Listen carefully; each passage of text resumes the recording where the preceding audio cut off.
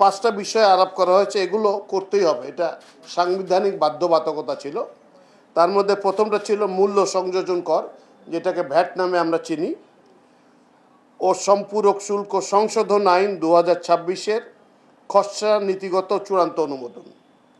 অর্থাৎ 2026-এর জন্য যে আইনটা করা হলো ভ্যাটের, সে আইনটা এটা আগেই করা হয়েছিল এবং এফেক্টিভ ছিল আগে, কিন্তু এটার পরীক্ষা নিরীক্ষা করে এটাকে চূড়ান্ত করা হলো এবার। 2 নম্বর হলো অর্থ আইন, যেটা অ্যাকচুয়ালি যে বাজেটে যে আপনার টাকা পয়সা লেনদেন হয়, যেগুলো খরচ হয় এবং এই আমদানি হবে, সেই 2025-26 অর্থ বছরের অর্থ আইন, যেটা এই জুলাই পর্যন্ত এসে শেষ হবে। সেই অর্থ বছরের যে সমস্ত খরচ হয়েছে এবং সংশোধিত আকারে যে ফাইনালি যে খরচ হয়েছে, সেটাই অর্থ আইনে রিফ্লেক্টেড হয়।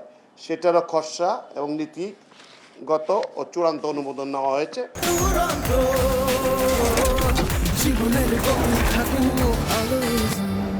আর একটা ছিল অর্থ সংক্রান্ত কতিপয় সংশোধন আইনের খসড়া নীতিগত চূড়ান্ত অনুমোদন। এই অধ্যাদেশটি সংবিধানের 86 ও 87 অনুচ্ছেদ অনুযায়ী 2025-26 অর্থ বছরের বার্ষিক আর্থিক বিবৃতির অংশ এবং গত 26শে জুন 2025 তারিখ হতে এই অধ্যাদেশ জারি অনুযায়ী রাজস্ব আদায় করা হচ্ছে। আমরা যে ট্যাক্সগুলো আদায় করি সেগুলো একটা আইনের অধীনে আদায় করা হয়।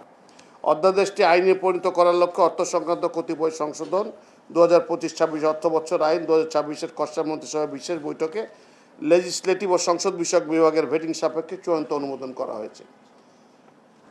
দি excise and salt amendment act, যেটা আবগারি শুল্ক বলি আমরা, সেই আইনটি, এটিও অভ্যন্তরীণ সম্পদ বিভাগের আরেকটি আইন।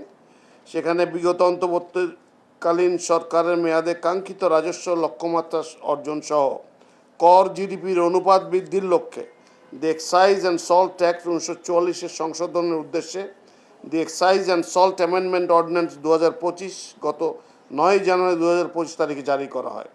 গত 9 জানুয়ারি 2025 তারিখ হতে এই অধ্যাদেশ অনুযায়ী রাজস্ব আদায় করা হচ্ছে। অধ্যাদেশটি আইনে পরিণত করার লক্ষ্যে the excise and salt amendment act 2026-এর খসড়া লেজিসলেটিভ ও সংসদ বিভাগের ভেটিং সাপেক্ষে মন্ত্রিসভার বিশেষ বৈঠকে চূড়ান্ত অনুমোদন করা হয়েছে। আর শেষ যেটা ছিল বিষয়, সেটা ছিল অর্থ সংক্রান্ত কতিপয় আইন সংশোধন। সেটা হচ্ছে অন্তর্বর্তীকালীন সরকারের মেয়াদে জারিকৃত অর্থ অধ্যাদেশ 2025 সংশোধনের জন্য অর্থ সংক্রান্ত কতিপয় দ্বিতীয় সংশোধন অধ্যাদেশ 2025 গত 6 অক্টোবর 2025 তারিখে জারি করা হয়।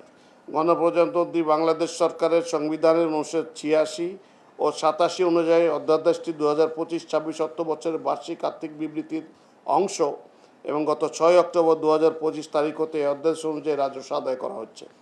অধ্যাদেশটি আইনেতে পরিণত করার লক্ষ্যে অধ্যাদেশ সংক্রান্ত কতিপয় আইন 2026-এর খসড়া মন্ত্রিসভার বিশেষ বৈঠকে লেজিসলেটিভ ও সংসদ বিষয়ক বিভাগের ভেটিং সাপেক্ষে চূড়ান্ত অনুমোদন করা হয়েছে।